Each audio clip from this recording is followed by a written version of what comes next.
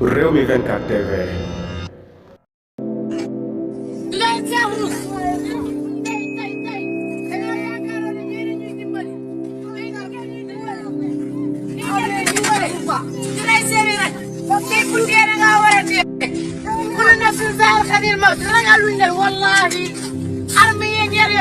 mi ngoo ko yéen a ko gis noonu mu doon image yu triste yoo xamante ne ñu bari rek ñi ngi koy seetaan mu doon loo xamante ne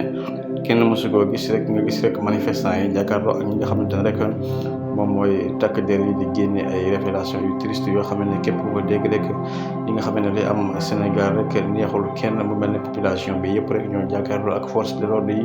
mu doon xeex boo xamante ne rek ni kii ba Macky Sall annulé élection yi ba léegi rek ma ngay wéy di am kon loolu ngeen gis mu mel ne fi mu toll nii manifestation yi mi ngi gën di rek bari ci diwaanu Sénégal waaye daal ndaw ñi moom mer nañu ba fatu la ñu xam ne rek mooy Macky Sall dafay jugee wala jàmm du amati loolee la ñëpp wax mu mel ne kon fi mu toll nii tey jii ci samedi 10 février bi tàng na jiir ci askanu Sénégal.